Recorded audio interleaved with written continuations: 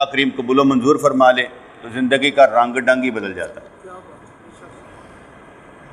اللہ کریم قبول نہ فرمائے تو بڑی مشکل ہے، کیونکہ ہمارا تو عقیدہ یہ ہے کہ قدم اٹھتے نہیں اٹھوائے جاتے ہیں۔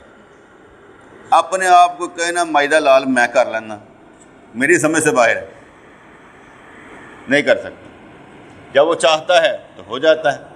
اب آپ یہ کہیں کہ بھئی کوشش کریں یا نہ کریں، کوشش کرنی پڑنی ہے، کیونکہ کوشش کیے بغیر چارہ نہیں ہے، اس لیے کوشش بھی کرنی پڑے گی۔ اور ایمان یہی ہے، قدم نہیں اٹھتے، وہ اٹھوائے جاتے ہیں۔ جب چاہتا ہے سیدھا راستہ دکھاتا ہے اور خود بھی ساتھ ہی چلتا ہے۔ ایسے کوئی شک ہی نہیں نا کہ رب ساڈے نال ہے۔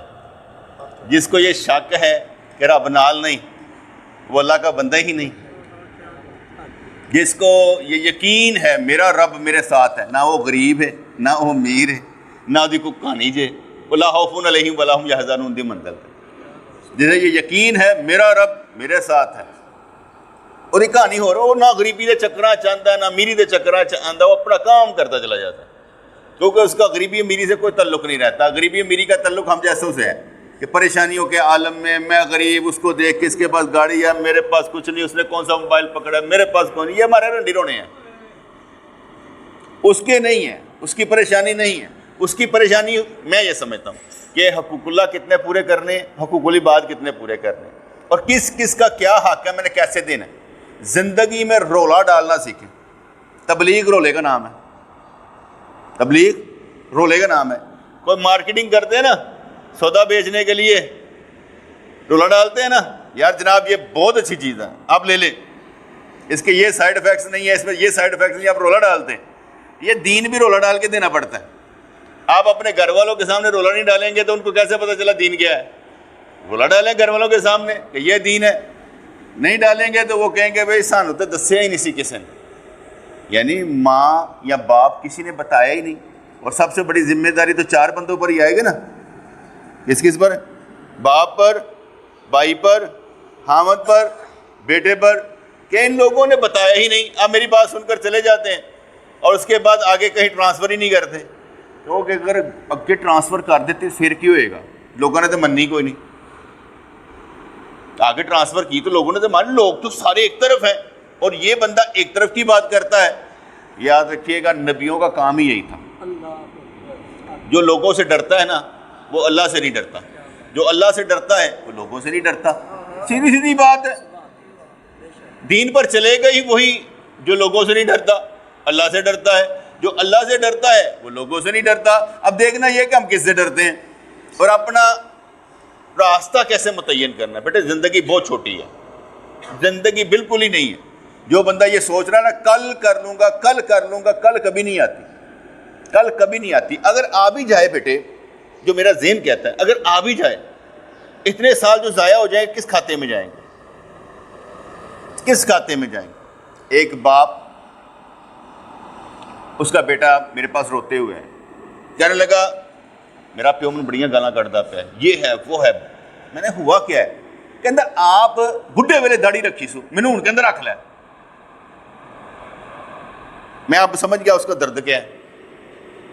میں نے اس کے باپ کو بلایا، میں کہا بات سن، یہ تو داڑھی رکھی سی، کہنا ایس عمرے، میں کو نہیں نہ حالے رکھدا پیا تے رہن دے، تو نال ہی ہون جڑا ولی بن گیا، صبر کر، اسے بھی جب عقل آئے گی رکھ لے گا، تجھے بھی بعد میں آئی ہے نا۔ تو اپنی عقل انہوں دین لگا ہے، اپنی عقل دینے کی ضرورت نہیں، اسے لڑنے کی ضرورت نہیں ہے، اسے سمجھانے کی ضرورت ہے۔ بیٹا میرے نزدیک یہ آگے سودا تمہارا ہے، آگے سودا تمہارا ہے۔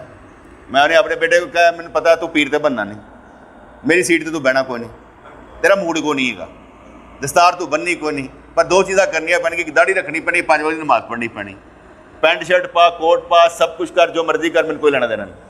ٹھیک ہے بھائی، آزادی ہے نا۔ آپ کہیں پیر کا بیٹا بھی پیر جیسا ہونا چاہیے، پاگل ہو، تہاڈا پتر تہاڈے نال نہیں ہونا، وہ کیوں میرے جیسا ہو؟ میں نے پڑھا، میں نے سمجھا، میں نے تربیت کروائی اپنے پیر و مرشد سے، میں نے کیا کہتے ہیں عزت اور ذلت کے چکروں سے نکل کر میں یہاں تک پہنچا، وہ پہنچ جائے گا، آپ میں سے کوئی بھی نہیں پہنچے گا۔ ہماری کو سوچ ہوتی ہے نا، لو ہے بھائی پیو تو تیرا ہو جا سی، पुत्र की हो जासी। ये भी मैं अपने बेटे का भला कर रहा हूँ, ये भी मैं अपने बेटे का भला कर रहा हूँ ताकि उसे कोई बात ना करे।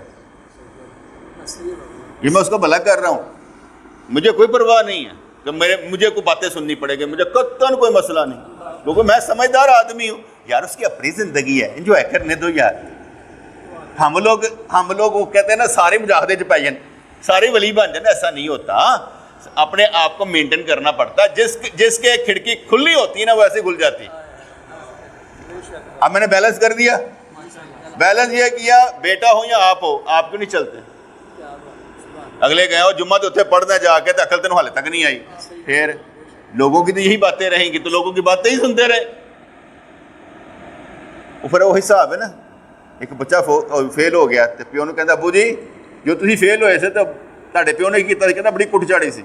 ਕਹਿੰਦਾ ਉਹ ਫੇਲ ਹੋਏ ਸੀ, ਕਹਿੰਦੇ ਉਹਨੇ ਪਿਓ ਨੇ ਬੜੀ ਚਾੜੀ ਸੀ। ਕਹਿੰਦਾ ਮੈਂ ਵੀ ਫੇਲ ਹੋ ਗਿਆ, ਇਹ ਨਸਲੀ ਕੰਮ ਬੰਦ ਕਰ ਛੱਡਦੇ, ਇਹ ਖਾਨਦਾਨੀ ਕੰਮ ਬੰਦ ਕਰ ਛੱਡਦੇ, ਤੁਸੀਂ ਮੈਨੂੰ ਨਾ ਕੁੱਟੋ ताकि मैं आगे नहीं कुटांगा।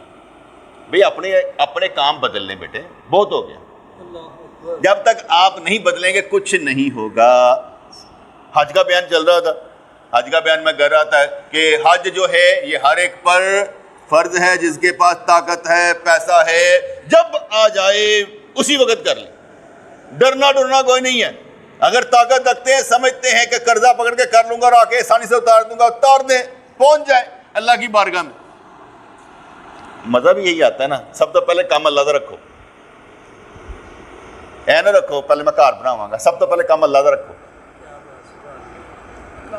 अगर अल्लाह ने दिया है तो फिर अल्लाह को दे दें, जो उसने फरमाया है उसके मुताबिक अमल कर लें। मैं कोई मोटी छोटी गल्ला नहीं, मैं तेन हदीसा सुना के कहांगा ये है वो है, दो रफी बात है भाई। जब पैसा आ जाए उसी वक्त आप हज कर लें, जिस वक्त आपको अकल आ जाए उसी वक्त हज कर लें, जिस वक्त आपको समझ आ जाए उसी वक्त हज कर लें। हज करना कोई बंदा, फिर वही कहूँगा जो कहना नहीं यार बड़े मुश्किल काम है, घर का गुजारा नहीं होता पाया, मुझे नहीं पता। मेरे साथ दो बंदे ऐसे जा रहे हैं, यकीन माने, जिनके पास पैसे बिल्कुल नहीं थे, पता नहीं की कर दे पे, मुझे नहीं पता, मुझे नहीं पता क्या किया उन्होंने। ऐसे ऐसे पकड़ पुकड़ के किसी ने करता, किसी ने करता, एक ने क्या किसी ने यार तो ऐसे करना, मैं 20,000 रुपया तेन दांगा, तू 5 लाख रुपया मैंने देना, स्टांप पेपर से ले लेंगे। हूँ वो दूसरा वो 5 लाख देने वास्ते ना स्टांप पेपर से लिखता पे, अपने अपने इश्क दी गल्लां ने जा रहे हैं। हुण तुसीं कहोगे गलत जा रहे हैं, पापा वो फर्ज हज करने लगे हैं, उन्होंने पता है कि मौका है कर लेना चाहिए, अपनी अपनी कोशिश है। इसलिए जब पैसा मिले उसी वक्त ही आपने हज पर चले जाना। मैंने आगे एक वाक़या सुनाया था कि हमारे दोस्त है हाजी साहब, हाजी जुल्फ़कार साहब, वो इराक में काम करते थे पहले। इराक से जब क्या कहते हैं उनका मूड बना, कहते ऐसे सारे मुस्टंडे होंगे सन, जब मुझे मिले तो उस वक्त उन्होंने दाढ़ी भी नहीं रखी हुई थी। कहते ऐसे मुस्टंडे होंगे, 4-5 यार ने क्या चलाओ भाई चलिए हज के उत्ते चलने हैं, तो इधर उधर जो सैर करते रहने हैं। कहते हम हज करने चल पड़े, तो हज किया। हज करने के बाद मस्जिद नबी में पहुँचे। कहते मैं यारों को बिछड़ गया। जब मैं यारों से बिछड़ गया तो वहाँ पर जो था ना, मैं खड़ा मस्जिद नबी के सामने और चंद अरबी लोग आ गए, बच्चे थे शरारती से, उन्होंने मुझे टीज़ करना शुरू कर दिया। हल्की से वो अरबी समझ भी लेते थे। कहते उन्होंने मुझे तंग करना शुरू कर दिया। कहते मेरी आंखों से आंसू निकले, सरकार के रोज़े की तरफ देखा, कहा या रसूलुल्लाह सल्लल्लाहु अलैहि वसल्लम, या आपके ख़ानदान के ना हों, आपके शहर के तो हैं, मैंने कुछ नहीं इनको कहना।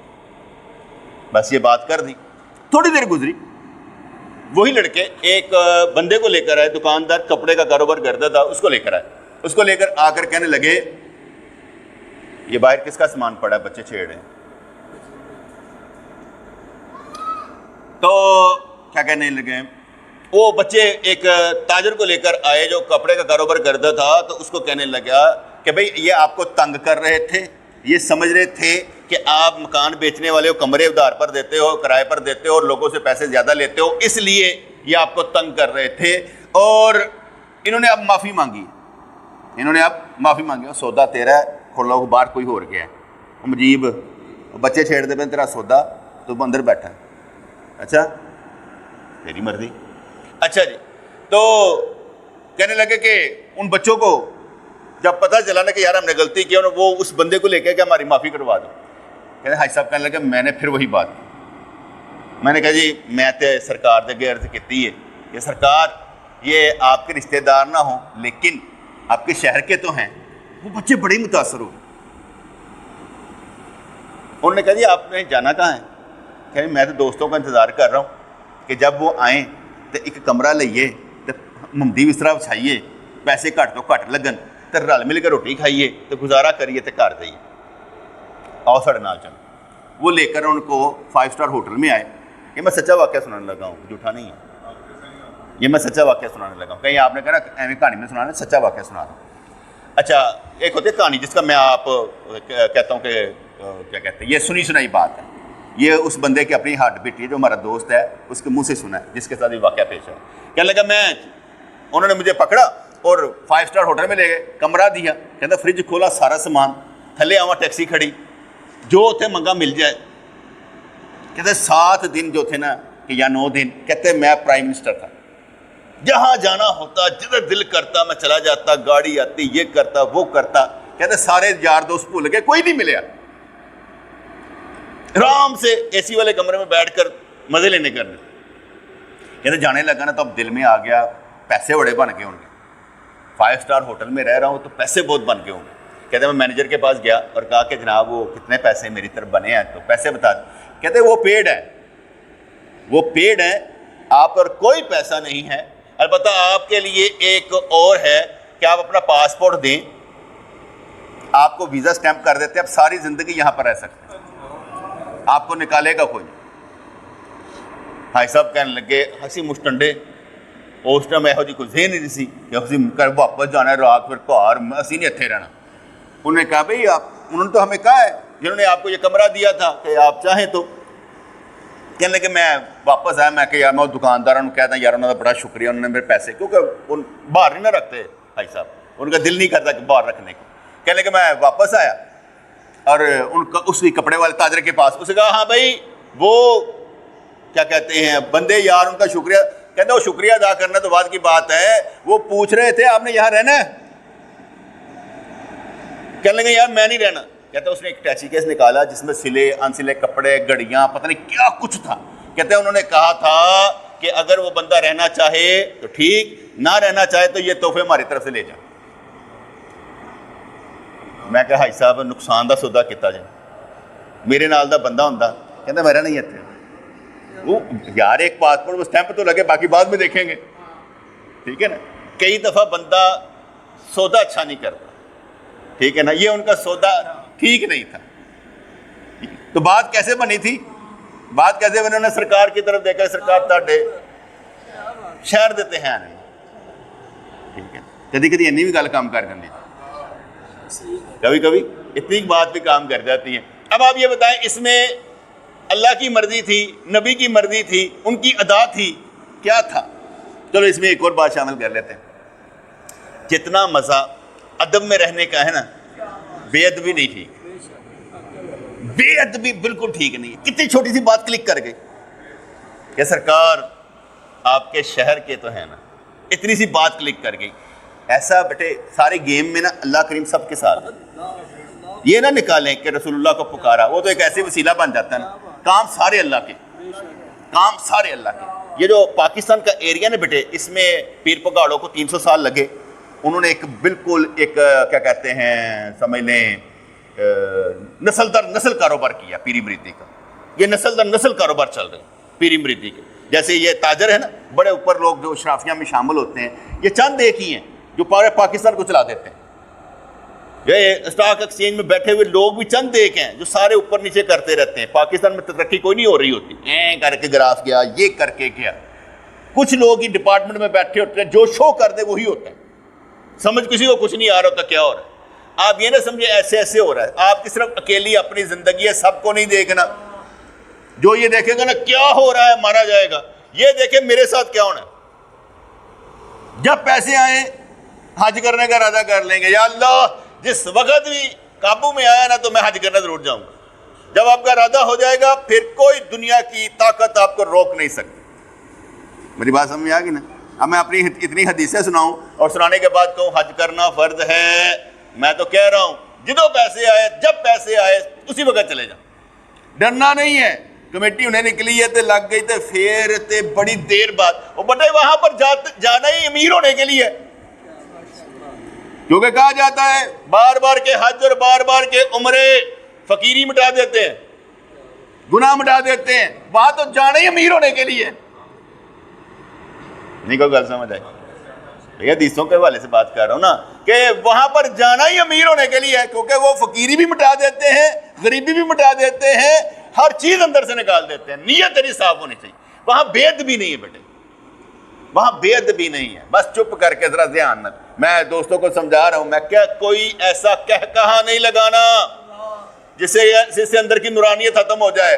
فوکس حج کرنا ہے، ایسی بات ایک دوسرے کو جھکتے لگانے والی نہیں کرنی، فوکس حج کرنا ہے۔ اور کچھ لینے پانے کے لیے جا رہے ہیں، باتیں کرنے کے لیے نہیں۔ اس لیے میں نے فکر جات کرتا تھا، ٹینشن عبادت کا دوسرا نام ہے۔ جس وقت ٹینشن شروع ہو جائے سمجھ لیں عبادت شروع، خاص طور پہ یہ سفر میں جب بھی ٹینشن ہو جائے نا سمجھو عبادت شروع۔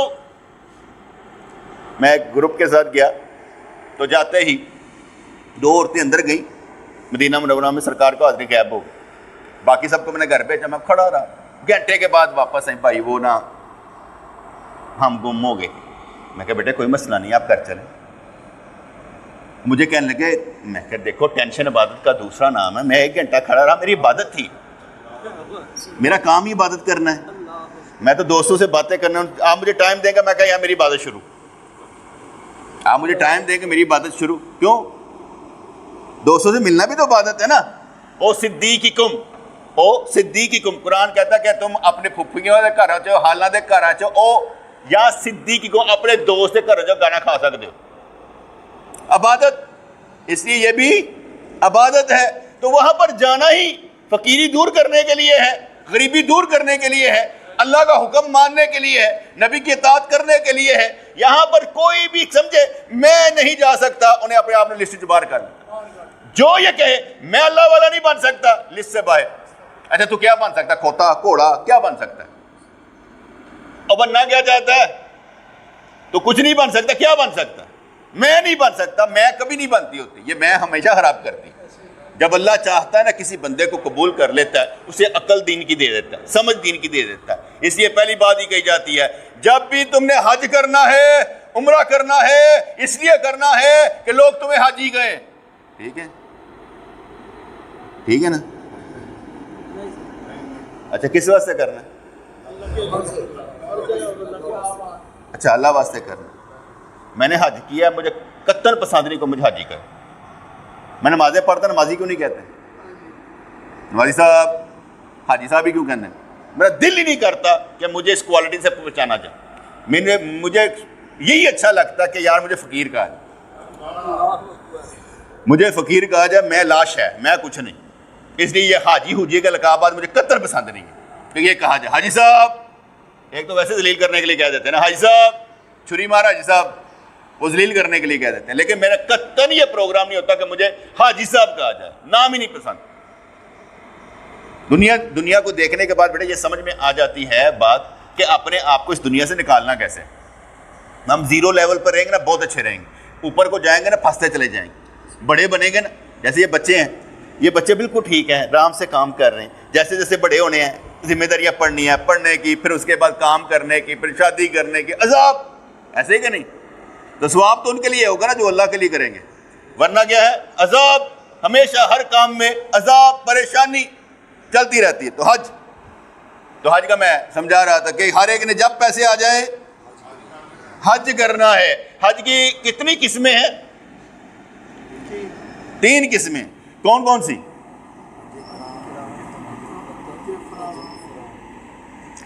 حج کی 3 قسمیں جو احادیث میں آتی، جو احادیث میں، احادیث نہیں سناتا، موٹے موٹے گل سنا دینا کہ ایک حج افراد، حج تمتع، حج قران۔ کتنی قسمیں؟ یہ 3 قسمیں جو ہیں ان کا ذکر جو ہے احادیث میں ہے۔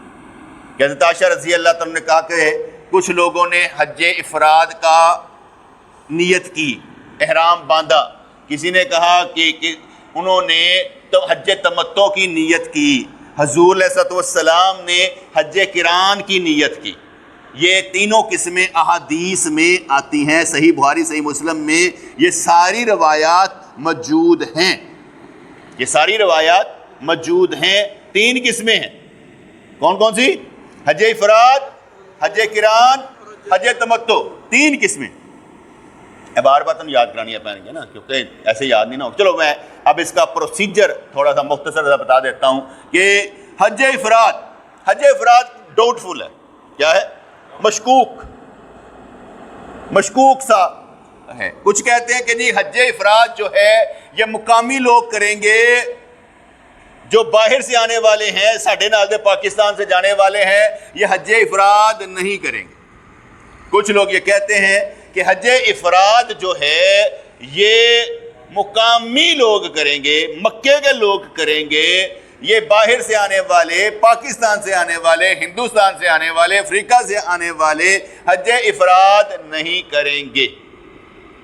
کیا سمجھ آ گئی؟ اب حج افراد کیا ہوتا ہے؟ حج افراد کو کہتے ہیں کہ جب آپ میقات پر پہنچے تو آپ نے احرام باندھا، نیت کی کہ یا اللہ میں صرف حج کروں گا، عمرہ نہیں کروں گا. کیا کروں گا؟ صرف حج کروں گا. اب جب وہ حج کرنے کے ارادے سے نکلے گا، فرض کریں آج کیا ہے؟ ذی الحج کی کون ہے؟ ذی القعدہ کی یکم ہے کہ 2 ہے؟ 2 ہے. اگر آپ اس وقت حج افراد کرنے کے لیے نکلے تو اس کا مطلب ہوگا کہ آپ نے احرام باندھ لیا، اور باندھنے کے بعد جب آپ مکے پاک پہنچے آپ نے طواف قدوم کیا، 7 پھیرے لائے، خانے کعبے کے صفا مروہ کی سعی کر لی. اس کے بعد جب تک حج نہیں ہونا آپ نے احرام کی حالت میں رہنا ہے، احرام کی پابندیوں میں رہنا.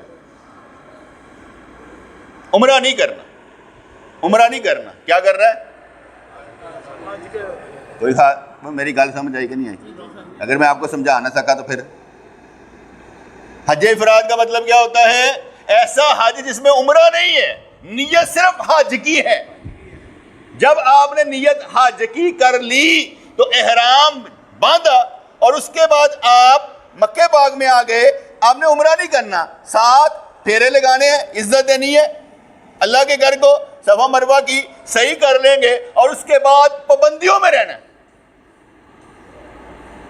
قریب ہونا 1-2 دن پہلے تو پھر بندہ کر لے. لیکن میں کہہ رہا ہوں یہ مشکوک ہے.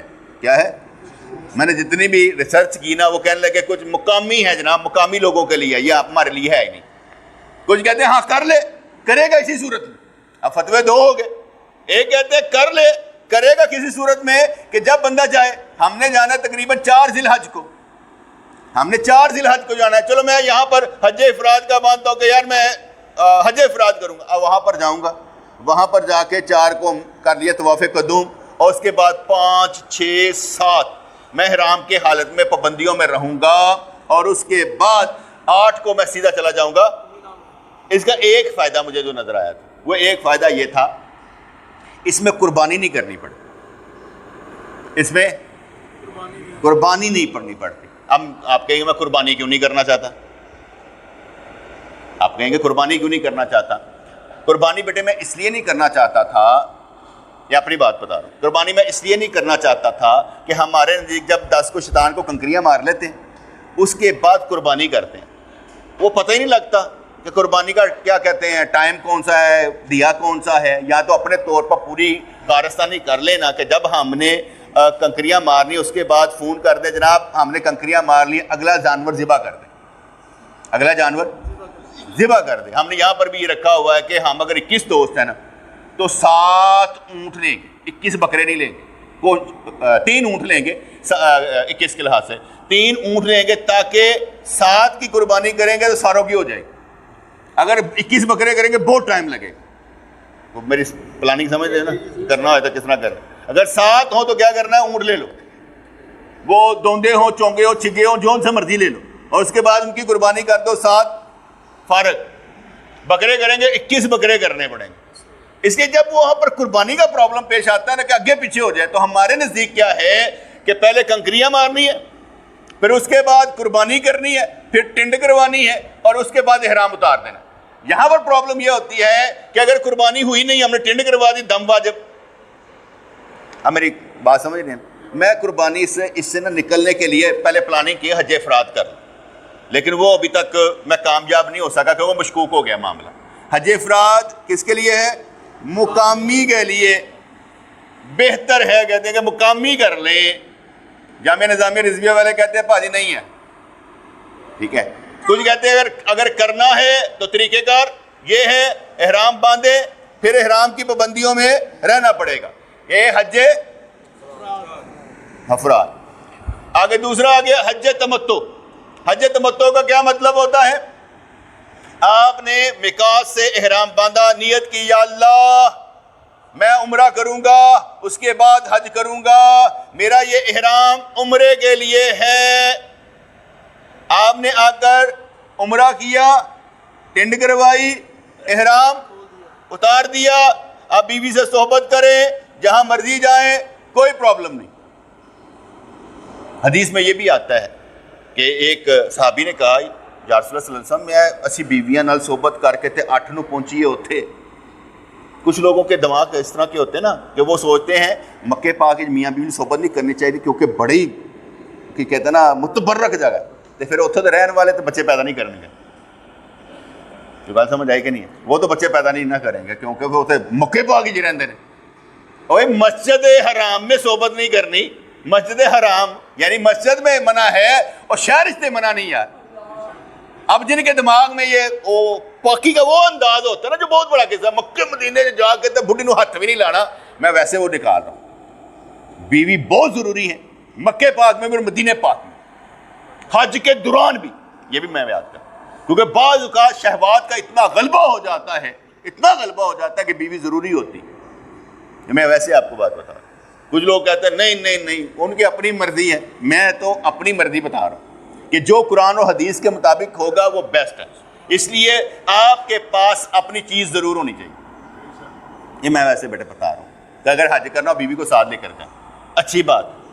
اور یہاں کوئی پرابلم نہیں ہے. حضور علیہ الصلوۃ والسلام و تیت وسرا کی میں بات حدیث سن رہا تھا, پڑھ رہا تھا, وہاں پر آپ علیہ الصلوۃ والسلام و تیت وسرا, کیونکہ ہمیں سکھانے کے لیے تھا نا, ورنہ تو میرا نبی ہے, سکھانے کے لیے تھا کہ حضور علیہ الصلوۃ والسلام باہر گئے تو ان کے ایسے کر کے ایک نظر عورت پر پڑی, واپس آئے اپنی بیوی کے پاس جس کی باری تھی, اس کے پاس آئے, اور اس کے پاس آنے کے بعد اس کے پاس سہیلیاں بیٹھی تھیں. آپ نے فرمایا مجھے بیوی کی ضرورت ہے, وہ چلی گئی. آپ نے ان سے صحبت کی, حدیث بیان کی کہ جب کسی کے نظر کسی عورت پر پڑ جائے تو اپنی بیوی کے پاس آئے, کیونکہ اس کے پاس وہی کچھ ہے جو اس کے پاس ہے. تو بات سمجھ میں آ گئی نا, ٹھیک ہے نا. اتنی سے تو میرے خیال کافی سمجھ گئے ہو. اس لیے کوشش یہ کرنی چاہیے کہ بھئی ہم نے وہاں پر شہوات میں تو رہنا نہیں ہے. حج کے دوران تو شہوت ہے ہی نہیں نا, ولا فسوق ولا جدال فی الحج, کہ وہاں پر تو نہ فسق ہے, نہ شہوات ہے, نہ کچھ گالی گلوچ ہے. جس نے وہاں پر گالی گلوچ نکالی, لڑائی جھگڑا کیا, حج سے اس کا کیا کام؟ جیسا ہم کہتے ہیں جو بندے غیبت کرنے والے, چغلی والے, بختان والے ہیں, ان کا روزے سے کیا کام؟ روزہ تو بچنے کا نام ہے اور تو مسلسل کہیا جا رہا ہے. اس لیے حج کے دوران حج افراد سمجھ آ گئی تھی. اب حج تمتع,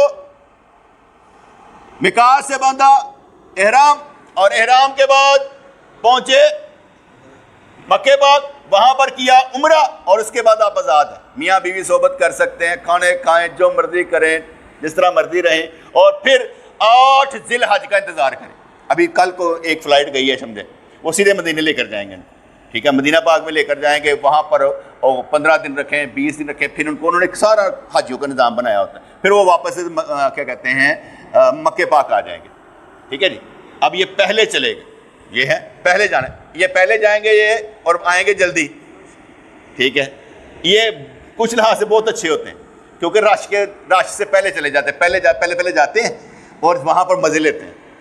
کبھی حجر اسود کو چوم لیتے ہیں, کبھی ادھر چلے جاتے ہیں. جیسے جیسے رش ہوتا جاتا ہے پھر یہ ساری مسائل ختم ہوتے چلے جاتے ہیں. اس لیے پہلے جانے والے بھی ٹھیک, اور جو آخر پر جانے والے ان کے لیے یہ نقصان ہوتا ہے.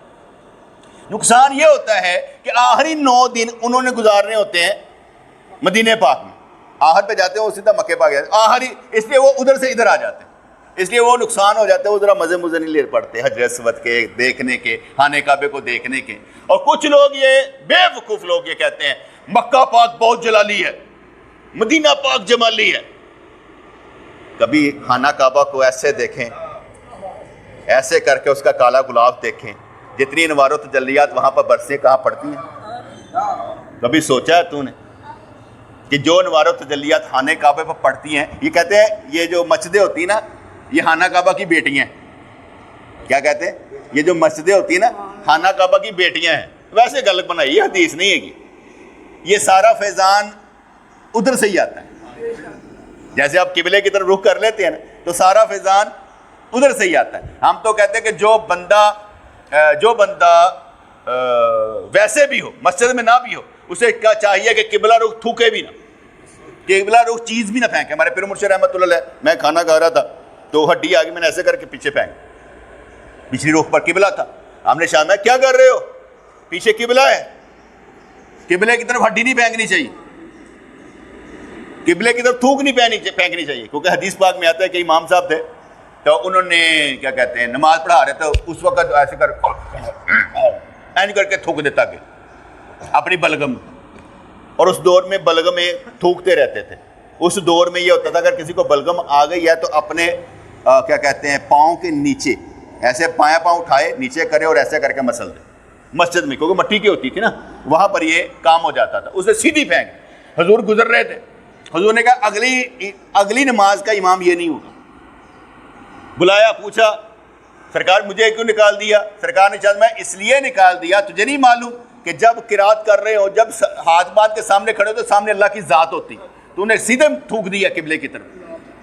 اس لیے ہم نے کہا کہ ادھر کوئی چیز بھی نہیں تھوکنی۔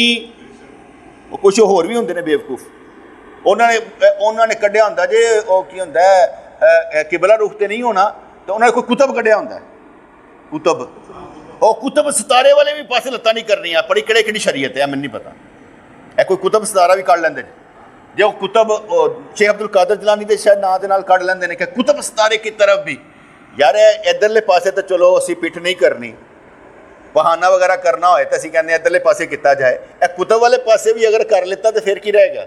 نہ ادھر تے نہ ادھر، پھر سدھا ہی کچھ نہ کچھ تو ہونا چاہیے نا۔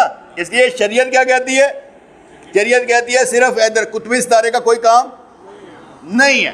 اس لیے پہلا کیا تھا؟ حج افراد، کہ آپ نے احرام باندھا اور پھر احرام کی پابندیوں میں رہنا ہے، عمرہ نہیں کر سکتے، وہ حج کے لیے ہوتا ہے۔ دوسرا کون سا بتایا؟ حج تمتع۔ حج تمتع کا مطلب کیا؟ کہ آپ نے احرام باندھا، نیت کی عمرے کی، اور جب وہاں پر پہنچے عمرہ کر لیا، احرام اتار دیا، پابندیاں ختم۔ تو مکہ جو ہے یہ جلالی نہیں ہے، نہ مکہ جلالی ہے اور نہ مدینہ جلالی ہے۔ جہاں پر اللہ ہے وہاں پھر جلال تو ہوگا ہی، اینجی سمجھ لو کہ اللہ دے ہر طرف نال ہے۔ کچھ بے وقوف لوگ بھی ہے وہ اللہ دا ذکر بڑے جلالی ہوندی، اللہ اللہ بڑے جلالی ہوندا، کنے سانوں کیا پاس آپ ہی کھڑے آجے۔ حضور ہر وقت اللہ کے ذکر میں رہتے تھے، جلال میں رہتے تھے کہ جمال میں؟ میرا نبی ہر وقت ذکر میں رہتا تھا، جلال میں کہ جمال میں؟ کہانیاں لوگوں کی بہت ہیں، سننے پہ آئے نا تو بڑی، ہاں یہ آپ کہہ سکتے ہیں مکہ پاک میں بڑی کام جی، دوڑ لگی، جڑا آ رہے احرام بن کے آئی جا رہے، دوڑی جا رہے، خانہ کعبہ طواف کر رہے، صفا مروہ دوڑ لگا رہے، وہاں کام ہے۔ مدینہ پاک میں کیا ہے؟ مدینہ پاک میں نماز پڑھی، سرکار نے سلام کیا، سر السلام علیکم، ایسے ہی ہے نا۔ مدینہ پاک میں تو کچھ بھی نہیں ہے، میں کچھ بھی کا مطلب ہے محنت کوئی نہیں ہے، محنت ہے مکہ پاک میں، احرام باندھا ہوا ہے، دوڑے لگ رہی ہیں، دھکے لگ رہے ہیں، ٹھیک ہے، پسینوں پسینی ہو رہے ہیں۔ مدینہ پاک میں تو لوگ آرام کرنے جاتے ہیں کہ سرکار نے سلام کریں گے، سرکار تڑی چھاؤں چ بیٹھے ہیں، بس تڑی مہربانی۔ میرا اپنا ایک ارادہ ہوتا ہے کہ میں سیدھا عمرہ کرنے جب بھی جاتا ہوں، میں نہیں جاتا عمرہ کرنے، میں سیدھا مدینہ پاک جاتا ہوں۔ تھکا تھکایا بندہ پہنچے مکہ پاک میں تو مزہ آتا ہے کہ عمرے کا، رات کو 2 بجے پہنچے، اکھا چینی اندر پڑی ہے، بھوک لگی ہے، پہلے کھانا کھائیں پھر آگے جائیں، مزہ نہیں آتا۔ میں ایسے سب سے پہلے جاتا ہوں مدینہ پاک، مدینہ پاک میں 3-4 دن آرام کر کے سرکار کو سلام کر کے اس کے بعد عمرہ کرنے جاتا ہوں. ٹھیک نہیں؟ جب یہ سمجھ آ گئی نا پھر ایک اور سمجھ بھی آئی تھی نا. وہ ایک بابے نے سمجھایا تھا. بابے نے یہ سمجھایا تھا, کہنے لگا ایک بندہ گیا 17ویں دفعہ عمرہ کرنے کے لیے. جب عمرہ کرنے کے لیے گیا تو سیدھے مدینہ پاک چلا گیا. انہوں نے کہا بابا جی عمرہ تو ادھر ہوتا ہے, تسی ادھر آ گئے ہو. کہتا ہے یار میں بڑا غور و فکر کیتا تو مجھے یہ سمجھ میں آئی کہ جب میں نے نا خانہ کعبہ گیا, طواف کیا, میں نے کہا یا اللہ بخشش ہو گئی. کہنے لگا نہیں, ابھی جا کے 2 نفل پڑھو. 2 نفل پڑھے, بخشش ہو گئی. کہ نہیں, صفا مروہ کی صحیح کرو. صفا مروہ کی صحیح کر لی, بخشش ہو گئی. کہتے نہیں, ٹنڈ کروا لی. میں نے کہا بخشش ہو گئی. کہتے نہیں, وَإِذْ أَنفُسَهُمْ جَاءُوكَ فَاسْتَغْفِرُ اللَّهَ. اس طرح کرو, اب میرے نبی کے در پر جاؤ, وہاں جا کر معافی مانگو تو پھر میں بخش دوں گا. یہ اس کی ذاتی آبزرویشن ہے, نبی کی بات نہیں ہے, ویسے بات بتا رہا ہوں. کہتے ہیں میں جب سمجھا نا کہ یار سارا کچھ تو پھر اتنے آنا ہے, تو پہلے میں اتنے آنا پھر ادھر جانا. پہلے میں ادھر آتا ہوں پھر ادھر جاتا ہوں. اس میں 2 چیزیں آتی ہیں بڑی اہم سے. ایک ہی کر لینا, ایک 2 پارٹاں چلا جانا. جو یہ ہماری شخصی طاقت ہے نا کہ پیرانو خدا بنا کے رکھنا, جس نے ہمیں بڑا مارا ہو. آپ کو جب بھی پریشانی آتی ہے پیر کے پاس چلے جاتے ہیں. پیر نے کوئی حل نہیں کرنی ہو, یہ یاد رکھنا. پیر سے دعا کروا لیں. پیر دعاؤں کے پیسے کھا رہے ہیں. پیر صرف اصلاح کرتا ہے. کیا کرتا ہے؟ ابھی میں نے تقریباً 40 منٹ لگائے ہیں. 40 منٹ میں کتنے نقطے بیان کیے ہوں گے؟ کیا مکہ جلالی ہے کہ جمالی ہے؟ کلیئر کیا نا.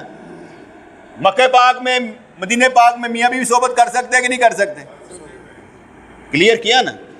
کتنی چیزیں میں کلیئر کرتا جا رہا ہوں, اس لیے کہ تاکہ آپ کو کہیں جانا پڑے تو آپ کو سمجھ ہو کہ کرنا کیا.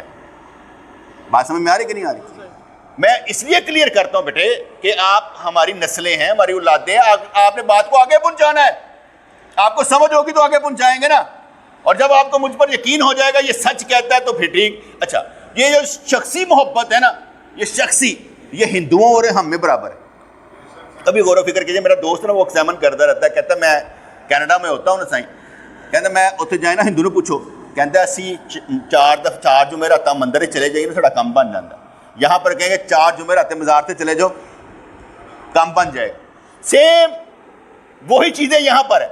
مزار کا مطلب کام بنانے کا کب تھا یار؟ کس نے کہا تھا بھئی آپ کے پیر و مرشد کا مزار ہو, وہاں پر کام بنانے کے لیے جانا چاہیے. پیر تو آپ کے دل میں جب تک نہیں رہے گا آپ کا کام نہیں بنے گا. قبروں پر جانے کا نہیں ہے, یہاں پر رکھنے کا ہے. جس کا نبی اس کے دل میں نہیں, اس کی روح میں نہیں, اس کے اندر نہیں ہے, وہ باہر کیا تلاش کرے گا بھائی؟ جس بندے کو حضور کی احادیث کا علم نہیں, وہ نبی سے محبت کیسے کرے گا؟ کوئی کہے میرا مرشد علی ہے, علی ہے, علی ہے. بتا علی کی تعلیم کیا ہے؟ کیا تعلیم ہے؟ کون سی کتاب لکھی ہے انہوں نے؟ نہج البلاغہ. اور 40 ہجری میں آپ کا وصال ہو جاتا ہے, شہید ہو جاتے ہیں. 131 ہجری تک بنو امیہ کا دور رہا ہے. مولا علی نے تو کتاب ہی کوئی نہیں لکھی ہے. اور حدیثوں کی کتاب 250 سال بعد آئی ہے. یہ نہج البلاغہ کس نے لکھی ہے؟ اور بعد میں 402 ہجری میں تقریباً ایک شاعر نے لکھ کر ان کے نام سے منسوب کر دی. لیکن رولا اتنا, نہج البلاغہ کتاب اتنے نبی کے حدیثیں نہیں ہے جتنے علی کے کول مل جائیں. علی نے یہ کہا, علی نے یہ کہا, سب شیعوں نے گڑے ہوئے, سب شیعوں نے گڑے ہوئے. اور آپ یہ دیکھ لیں, غور و فکر کر لیجیے. جو رولا ڈالتے ہیں ہم 5 تن کے ہیں, ان سے پوچھے کتب اربع میں, ان کی 4 کتابیں ہیں. کتب اربع میں مولا علی کی کتنے, نبی کریم علیہ السلام کی کتنی حدیث ہے؟ 92. مولا علی کی کتنی ہے؟ تقریباً 168. اور یار اس سے تو نماز نہیں سمجھ میں آتی. کہیں گے تمہارے پاس ہے بائدن کی کیا کہتے ہیں اہل بیت کی حدیثیں, اور ہمارے پاس نبی کی حدیثیں. نبی نے فضائل بیان کیے, مولا علی کہ مولا علی نے نبی کے فضائل بیان کیے. نبی کریم نے صحابہ کرام کے فضائل بیان کیے کہ مولا علی نے کیے. دین کس کا ہے؟ میرا عشق مولا علی ہے. پتہ نہیں کیڑا عشق ہے وہ عشق تعلیم. اچھا قرآن پڑھتے ہیں, کس کی کتاب ہے؟ جب قرآن پڑھتے ہیں اللہ کی کتاب ہے, نبی کریم کی کتاب بھی تو ہے نا, حدیث ایسے ہی ہے نا. اور جس کی احادیث ہی نہیں ہے, جس کی تعلیم ہی نہیں ہے, اس سے محبت کیسے کریں گے؟ مثال ہے, آپ کسی ایسے بزرگ کے پاس مزار پر چلے جاتے ہیں جس کی تعلیم ہی نہیں ہے, کیسے پتہ چلے گا اس بابے نے کیا کیا؟ दाता गंज बशरम के मज़ार अक़दस पर जाए, पता लगता है कश्फुल मजूबी इन्होंने लिखी थी, पता लगता है ना कि इनकी तलीम क्या है। हर एरे गहरे पर जाकर काम करना शुरू कर देते हैं। नहीं है बेटे, नहीं है। चलो आगे बयान करता हूँ, टाइम थोड़ा रह गया। पहला मैंने क्या बताया, हज इफराद। हज इफराद का मतलब क्या, यहीं से इहराम बांधेंगे और फिर तवाफ़े कदूम करेंगे और फिर पाबंदियों में रहेंगे और उसके बाद 8 ज़िलहज को मना में चले जाएंगे। और हज तमत्तो का मतलब जब आपने नियत करनी है, या अल्लाह मैं उम्रा करने लगा हूँ, उसके बाद हज करूँगा, आप आएंगे उम्रा करेंगे, पाबंदियों से आज़ाद, इहराम उतार दे, कपड़े पहन लें। उसके बाद आता तीसरा हज किरान। हजूर ने हज किरान किया था, आखिरी हज जो आपने किया हज किरान था। हज किरान का मतलब क्या है कि मिकात से ही आपने एहराम बांधा और नियत की कि या अल्लाह मैं हज किरान करूँगा, हज किरान करूँगा, ठीक है, हज करूँगा। अब हज किरानी हज करूँगा, आप वहाँ पर पहुँचे और वहाँ पर पहुँच कर आपने उम्रा किया और पाबंदियों में रहे। आपने ऐलान कर दिया कि जो बंदा हदी लेकर आया है, अपने साथ ऊँट लेकर आया है, अपने साथ गायें लेकर आया है, अपने साथ बकरा लेकर आया है, इसलिए आया है कि मैं ये कुर्बानी करूँगा, वो एहराम ना उतारे, बाकी सारे एहराम उतार दें, बाकी सारे एहराम उतार दें। तो उस वक़्त में हजूर ने एहराम नहीं उतारा, आप कोई 100 ऊँट लेकर आए हुए थे, 100 ऊँट आप लेकर आए हुए थे, तो इसलिए आपने एहराम नहीं उतारा। सैयदा फातिमा ने भी एहराम उतार दिया, हज़रत जाबिर रज़ी अल्लाह अन्हु बहुत से ने एहराम उतार दिया। हज़रत अली रज़ी यमन से आए और अर्ज़ की कि या रसूलल्लाह मेरी नियत वही है जो आपकी है। वो भी ऊँट वगैरह लेकर आए थे, माले गनीमत इकट्ठे करके, माले गनीमत नहीं, वो जो टैक्स लगा होता है ना, वो लेकर आए थे, जो था मुझे याद पड़ता है। अच्छा, तो उन्होंने कहा या रसूलल्लाह जो नियत आपकी है वही मेरी है। आपने मैं मेरी तो हज किरान की है, कहा मेरी भी है। घर गए तो बीवी ने सुरमा डाला हुआ, सैयदा फातिमा रज़ी अल्लाह अन्हा। आपने मैं ये क्या, कहा हमें तो सरकार ने इजाज़त दी है, हमें सरकार ने इजाज़त दी है। और साथ में गोश्त पड़ा हुआ था। क्या पड़ा हुआ था? गोश्त पड़ा हुआ था। तो कहा कि सरकार ने तो मना नहीं किया कि 3 दिन से ज्यादा नहीं रखना, 3 दिन से ज्यादा नहीं रखना। कहा वो मना खत्म कर दिया गया।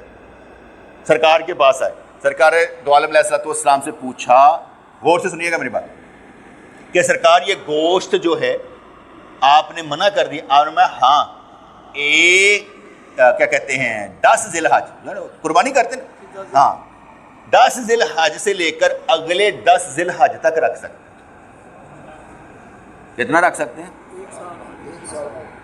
कुछ लोग जो होते हैं ना, जब ज़िलहज का महीना लंघता है, कहता मुहर्रम विच नहीं गोश्त खाना, कुर्बानी का गोश्त मगर मुहर्रम ही नहीं खाना। ਇਹ कौन लोग ने जिन्हों की अपनी शरीयत है, ਜਿਹੜੇ खुद ही नबी ने वध अपनी कहानियाँ बनाती हैं। बेटे आप कभी बात करेंगे ना, याद रखिए जो शरीयत के खिलाफ बात करेंगे, आप कौन है? शरीयत किसकी है? नबी की। आप नबी की शरीयत के खिलाफ बोलेंगे, आप कौन है? आप अक्ल से पैदल लोग हैं, आपको हदीस ही मालूम नहीं है। आप कहते हैं मुहर्रम में गोश्त नहीं खाना, ये वही लोग कहते हैं जो कहते हैं मुहर्रम में निकाह नहीं करना चाहिए। इतनी बड़ी शहादत हुई है, निकाह क्यों नहीं करना चाहिए? मुहर्रम में निकाह करना नबी ने मना फरमाया। ये नई शरीयत किसने लागू की है? तुम लोगों को। और डरपोक लोग वही करेंगे जो मुहर्रम में शादी नहीं कर सकते, करते हैं लोग। पहली तो लेके 10 तक बैन ਤੁਹਾਡੇ ना शिया ने बैन करवाया था। कैसी गल, ताड़ी शरीयत बदल के रख छड़ी। कब्रों पर मट्टी डाले, ये किसने कहा 9-10 ਨੂੰ मट्टी पानता? कब्र तो होनी चाहिए एक गिठ। ये किसने कहा तुम्हें हम इधर लगे हैं तुम इधर लग जाओ? इतना बड़ा प्रोपोगंडा करते कि बयान से बाहर। एक और मिसाल इसी में देता चला जाऊँ। मैंने अभी 3 किस्में बयान की, किसकी? हज की। कौन कौन सी? ठीक है बेटे, हज के भी नाम रखे जाते हैं, हज के नाम रखे जाते हैं।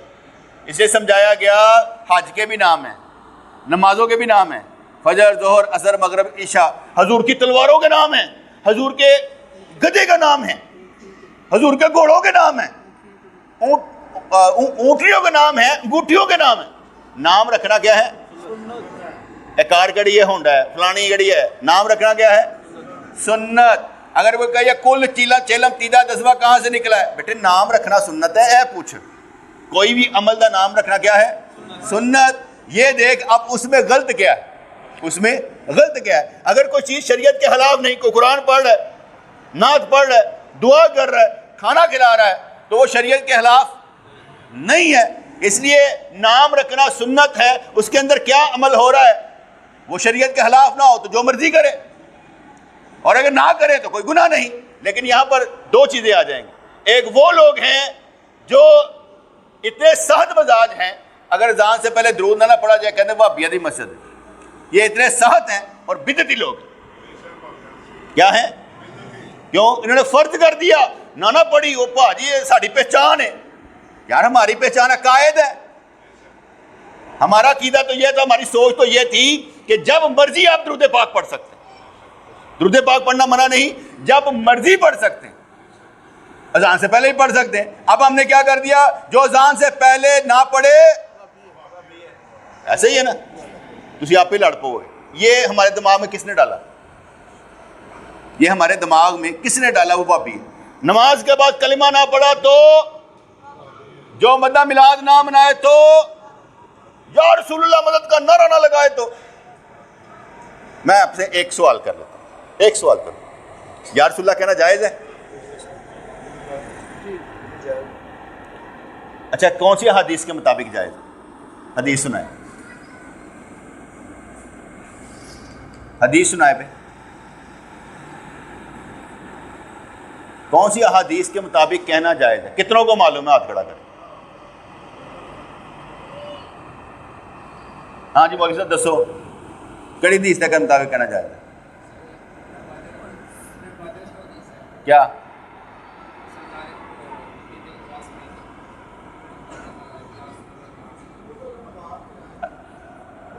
اچھا